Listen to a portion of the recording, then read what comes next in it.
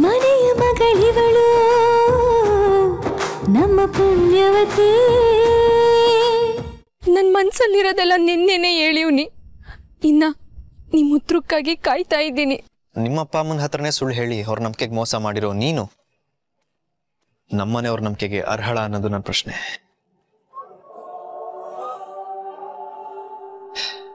ಇಷ್ಟೆಲ್ಲ ಆದ್ಮೇಲೂ ನಾನು ನಿನ್ ಮದ್ವೆ ಆಗ್ಬೇಕಾ?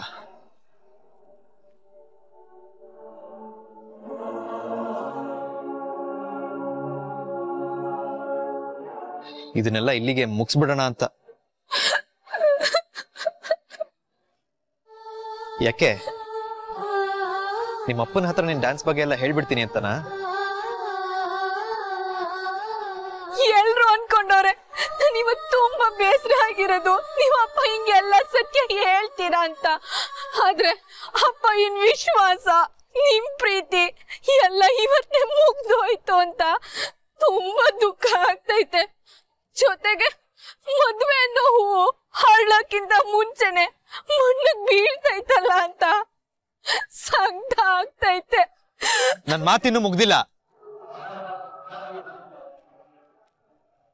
ನಿನ್ನ ಮನೆಗ್ ತಕ್ಕವಳ ಈ ಮದುವೆ ಎಲ್ಲ ಬೇಕಾ? ಇದನ್ನೆಲ್ಲ ಇಲ್ಲಿಗೆ ಮುಗಿಸ್ಬಿಡೋಣ. ತಗೊಳ್ಳಿ, ನಮ್ಮ ಮನೆಯವರು ಮದ್ವೆಗೆ ಮುಹೂರ್ತ ನೋಡಿದ್ದಾರೆ, ಇದ್ರಲ್ಲಿದೆ ನೋಡಿ.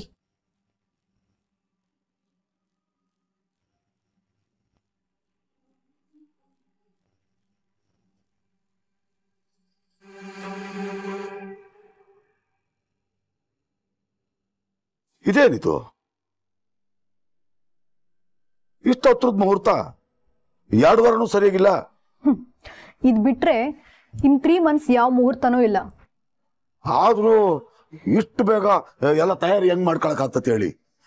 ಕನಿಷ್ಠ 1 ತಿಂಗಳಾದ್ರೂ ಬೇಕಲ್ವಾ? ತಯಾರಿ ಮಾಡ್ಕೊಳಕ್ಕೆ ನಿಮ್ಗೇನಿರುತ್ತೆ?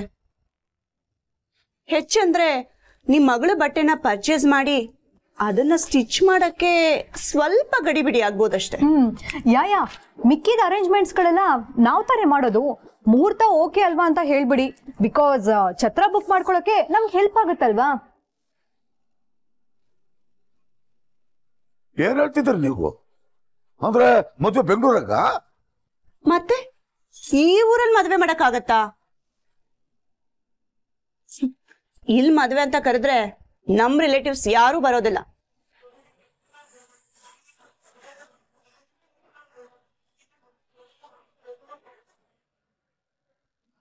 ಅತ್ತೆ, ಆ ಅಮ್ಮಾಜಿಯವ್ರು ಇಲ್ಲಿವರೆಗೂ ಬಂದು ಆ ಹುಡುಗಿನ ಹೇಗ್ ನೋಡ್ಕೊಂಡು ಇದ್ರೋ ಏನೋ.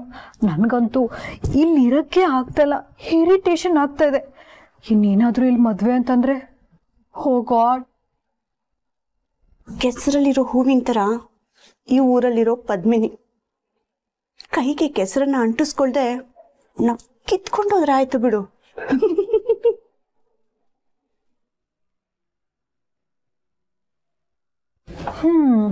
ಅಂದ್ರೆ ಪದ್ಮಿನಿ ಕಮಲದ ಹೂವಾ? ಕಮಲದ ಹೂವು ತಲೆನೋವು, ಆಮೇಲೆ ಗೊತ್ತಾಗುತ್ತೆ. ಇದೇನು ಸುಧಾಕರ್ ಇದು? ಮದ್ವೆನ ಬೆಂಗಳೂರ ಮಾಡ್ತಾ? ಈಗೇನು ಮಾತಾಡೋದು ಬೇಡ, ಮುಂದಕ್ಕೆ ನೋಡ್ಕೊಳವ, ಸುಮ್ಕಿರು. ಏನ್ ನೋಡ್ಕೊಳ್ತ ಮುಂದಕ್ಕೆ? ಹಾ, ಮುಹೂರ್ತ ಓಕೆ ಅಲ್ವಾ? ಹೂನವ, ನಮ್ಗೊಪ್ಕೆನೆಯ.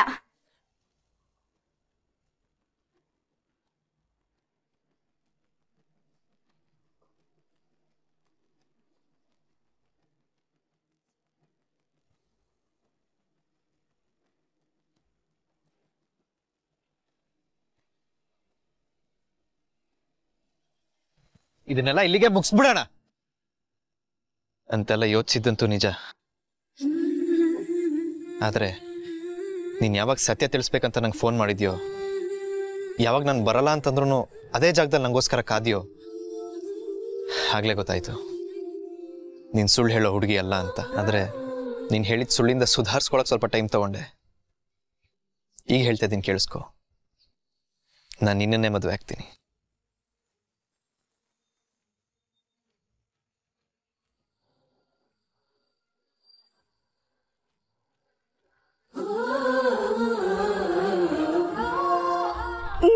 ದಿಟ ಹೇಳ್ತಿದ್ದೀರಾ? ನೀವ್ ಇದ್ ಮದ್ವೆ ಮುರಿತಿಲ್ವಾ? ನಿಮ್ಗೆ ನನ್ ಮ್ಯಾಕ್ ಇದ್ದಿದ್ ಕೋಪ ಬ್ಯಾಸ್ರ ಎಲ್ಲ ಹೋಯ್ತಾ?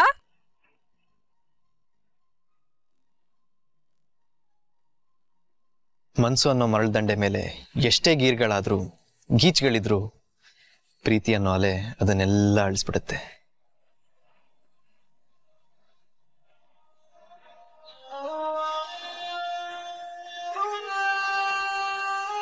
ಆದ್ರೆ ನಂದು ಇನ್ನೊಂದು ಪ್ರಶ್ನೆ ಇದೆ.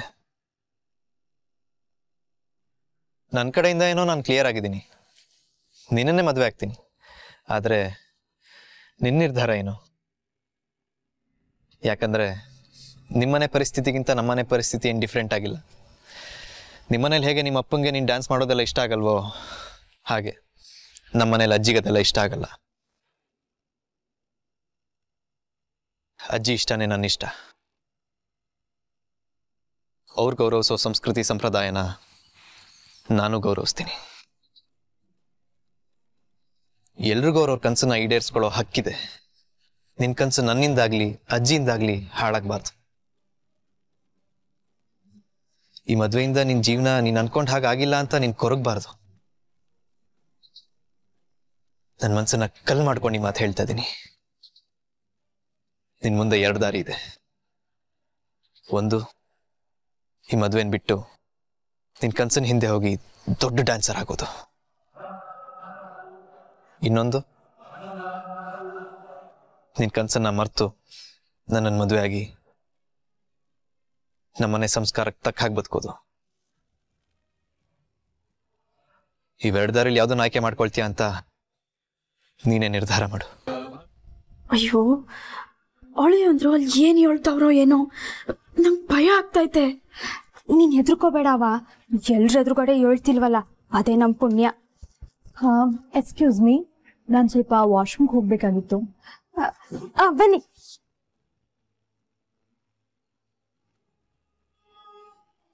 ಬನ್ನಿ ಬನ್ನಿ, ಇದೆಯಾ, ಹೋಗಿ. ಓಕೆ.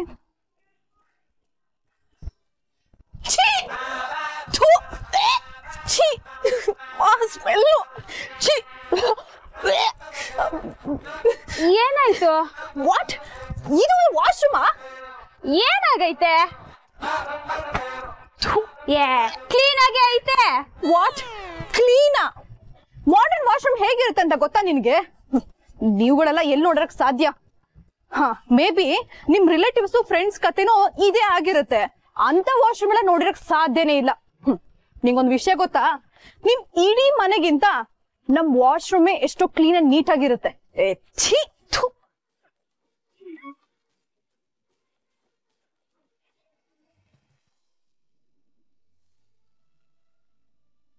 ನಿನ್ನ ನಿರ್ಧಾರ ಈಗಲೇ ತಿಳಿಸ್ಬೇಕಂತೇನೂ ಇಲ್ಲ, ಟೈಮ್ ತಗೊಂಡು ಹೇಳು. ಗಂಡವ್ರು ಒಪ್ಕೊಂಡಲ್ಲಿ ಹೋದ್ರೆ ಭುಜಂಗನ ಮಗಳನ್ನ ಗಂಡಿನ ಕೊಡೋರು ಬ್ಯಾಡ ಅಂದ್ರಂತ ಏನೋ ಹೆಸರು ನಿಂತ್ಕೊಂತೈತಿ. ಆ ಹೆಸರು ನನ್ನ ಉಸಿರು ನಿಲ್ಲಿಸ್ತೈತಿ. ನಿಮ್ಮನೇಲಿ ಹೇಗೆ ನಿಮ್ಮ ಅಪ್ಪಂಗೆ ನೀನು ಡ್ಯಾನ್ಸ್ ಮಾಡೋದೆಲ್ಲ ಇಷ್ಟ ಆಗಲ್ವೋ ಹಾಗೆ ನಮ್ಮನೇಲಿ ಅಜ್ಜಿಗದೆಲ್ಲ ಇಷ್ಟ ಆಗಲ್ಲ. ಒಂದ್ ನಿಮಿಷ.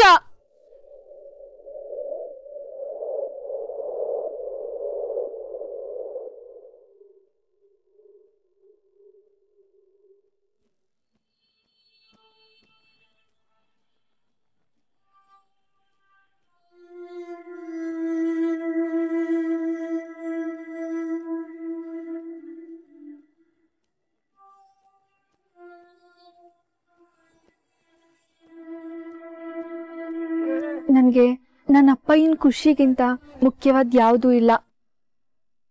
ನನ್ನ ಕನಸು ಅನ್ಕೊಂಡೆ ಹೋದ್ರೆ ಆ ಖುಷಿ ಕಳ್ದೋಗ್ತೈತೆ. ನನ್ಗದಿಷ್ಟ ಇಲ್ಲ. ನಾನು ನಿಮ್ಮ ಅಪ್ಪನ ಖುಷಿ ಬಗ್ಗೆ ಅಷ್ಟೇ ಮಾತಾಡ್ತಾ ಇಲ್ಲ. ನೀನು ತಗೊಳ್ಳೋ ನಿರ್ಧಾರದಿಂದ ನೀನು ಖುಷಿಯಾಗಿರ್ತೀಯ?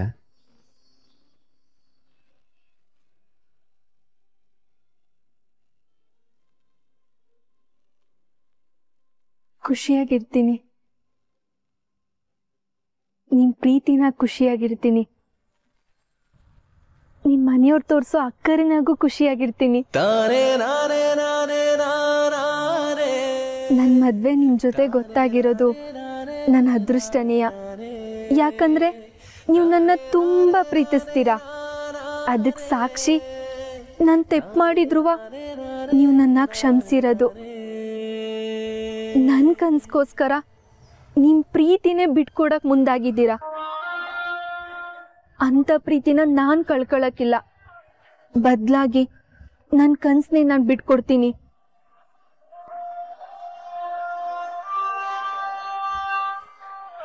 ನಾನು ಇನ್ಯಾವತ್ತೂ ನಿಮ್ಮ ತವ ಸುಳ್ಳು ಹೇಳೋಕ್ಕಿಲ್ಲ.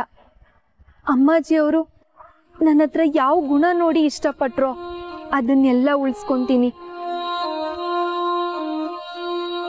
ನಿಮ್ಮ ಜೊತೆನಾಗೆ ಜೀವನ ನಡೆಸ್ತೀನಿ.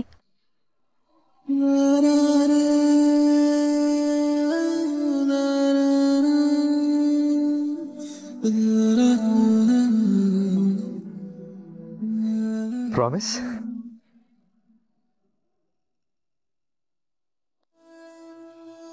ನಿಮಗೆ ನೋವು ಮಾಡೋಕ್ಕಿಲ್ಲ, ನಿಮ್ಮ ಮನೆ ಸಂಸ್ಕಾರನ ಮೀರಕ್ಕಿಲ್ಲ, ನಿಮ್ಗೆ ಯಾವತ್ತೂ ಸುಳ್ಳು ಹೇಳಕ್ಕಿಲ್ಲ.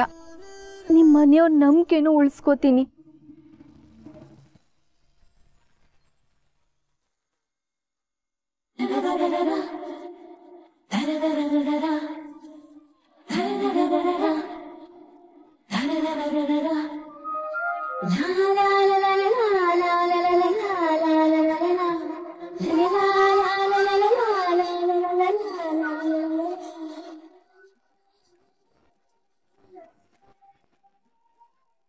ನಾನು ನಿನ್ನನ್ನು ತುಂಬಾ ನೋಯಿಸಿದ್ದೀನಿ ಪದ್ಮಿನಿ.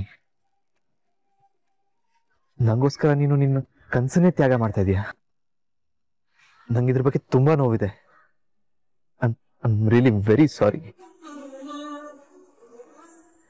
ಆದ್ರೆ ಒಂದಂತೂ ಗ್ಯಾರಂಟಿ, ನಾನು ನಿನ್ನ ಯಾವತ್ತೂ ತುಂಬಾ ಖುಷಿಯಾಗಿ ನೋಡ್ಕೊಳ್ತೀನಿ. ಇದೇ ಖುಷಿಗೆ ನನ್ನ ಹತ್ರ ಒಂದು ಗಿಫ್ಟ್ ಇದೆ.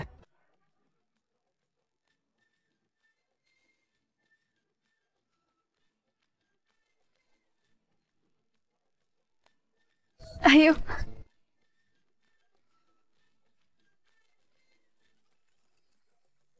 ಹೇ, ಗಿಫ್ಟ್ ಕೊಡಕ್ ಮುಂಚೆನೆ ಹೀಗೆ ತಿರುಗಿ ನಿಂತ್ಕೊಂಡ್ರೆ ಹೇಗೆ? ನನಗೆ ಈ ಗಿಫ್ಟ್ ಎಲ್ಲ ಈಗಲೇ ಬ್ಯಾಡ. ಬೇಡ ಅನ್ನಂಗಿಲ್ಲ, ಇದನ್ನ ತಗೊಳ್ಳೇಬೇಕು. ಅಯ್ಯಯ್ಯೋ, ಅದಾಗಕ್ಕಿಲ್ಲ. ಅತ್ಕೆಯ ಅಪ್ಪಯ್ಯ ನಮ್ಮಿಬ್ರು ಕಳಿಸ್ತಲೇ ಅತ್ತೆವನ್ನು ಕಳ್ಸಿರೋದು. ನಾನೀಗ ಅತ್ತೆವನ್ನ ಕರೆದ್ಬಿಡ್ತೀನಿ ಅಷ್ಟೇಯ. ಇದೊಳ್ಳೆ ಕತೆ ಆಯ್ತಲ್ಲ. ನಿಮ್ಮನೇಲಿ ಗಿಫ್ಟ್ ಕೊಡಕ್ಕೂ ರಿಸ್ಟ್ರಿಕ್ಷನ್ಸಾ? ಅಜ್ಜಿ ಕೊಟ್ಟು ಕಳ್ಸಿರೋ ಗಿಫ್ಟ್ ಇದು, ವಾಪಸ್ ತಗೊಂಡೋಗ್ಲಾ? ಅಜ್ಜಿ ಕೊಟ್ಟಿದ್ದ?